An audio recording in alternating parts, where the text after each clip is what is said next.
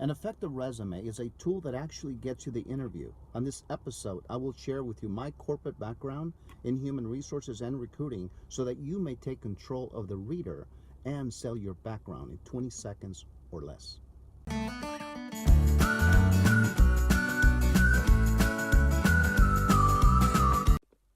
A resume can be a very powerful tool if you understand human nature and if you take into account the different personality types that are going to be reading your resume. The type A is a bottom line personality that expects you to really communicate your background in 20 seconds or less.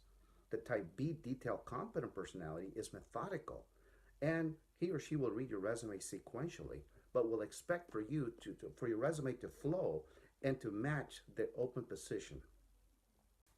Let's be realistic.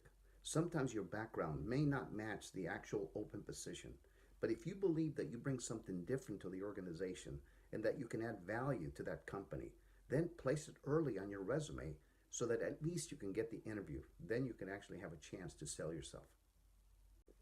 Let's go ahead and take a look at some examples on some mock resumes that I've actually prepared so you can get a really good idea and grasp the concept of what I'm talking about. Let me remind you that in order to go ahead and appease a type A that wants your story in 20 seconds or less, and at the same time also satisfy the type B personality who likes sequence and wants you to prove that you are qualified for the position, then I'm going to show you some examples. Look at the areas we've highlighted to tell our story in 15 or 20 seconds. John Smith, look how big this mock resume. The name should always be big.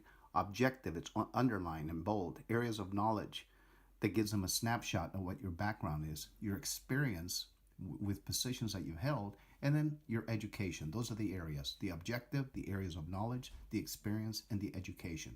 So let's cover it.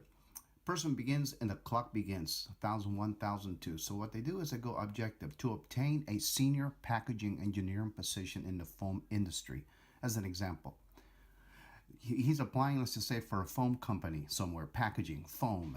Guess what? As soon as he reads that, person says, okay, guy, he's a senior packaging engineer, or he wants a position in engineering in the foam industry. That's us. Areas of knowledge to you and I: polystyrene, polyethylene, neoprene, the hard black foam means nothing to you and I. However, to the vice president of a foam company, they're already wondering, oh my goodness, this is a very good background. Injection molding, blow molding is the actual shape and machinery that molds that foam to protect computers, etc. In manufacturing plant. And then throw a little extra pressure sensitive labels. But look on the other side: the packaging engineering, management, leadership, mechanical engineering, and a little bit of a PowerPoint. But right away, it only took about maybe 10 seconds to read that. So at this point, the person will say, well, let me keep reading. Position held is underlined so that the eyes, you're controlling the reader. And look what's bold: senior packaging engineering. And so forth and so on. Now, when you talk about a position held, use power words like accountable and responsible. That's the main point that I'm trying to tell you. And then there you put your secondary position.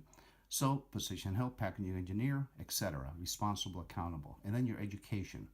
What you want to do is you want to bold the year you graduated.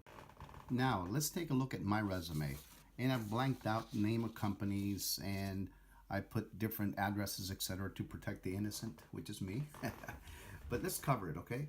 Sometimes there are companies that may want a sentence that actually tells the background. To me, most companies won't ask you for that, but if they do, notice that my entire life has been in management and leadership. So I talk about leadership, management, customer service. And right away, I start corporate executive with a lifetime of leadership experience in most departments in the corporate world. And I give some examples in there, so at least it gives them an idea. But I still continue the path of objective skills. And look at the skills. The objective is to obtain a leadership management position in the corporate world, and so I say it. But the skills and ability, look how it supports what I'm after. Leadership management, staff, line, project, because that's what I've done. I've done it all when it comes to staff, line management, and project management, sales and marketing, and I cover the different departments, etc. I think you're getting the gist. Okay, folks, I could have given you more examples of other formats of resumes, other types. However, I wanted to keep this simple so that you would understand the concept of what we're talking about. Now, I do want to remind you that a resume has one purpose, and that purpose is to get you that interview. Now, in other episodes, we're going to be covering actual interviews, which will help you a lot, and both of them will come together. It's going to make a lot more sense. If you found this information helpful, please give me a thumbs up below and subscribe for other upcoming videos.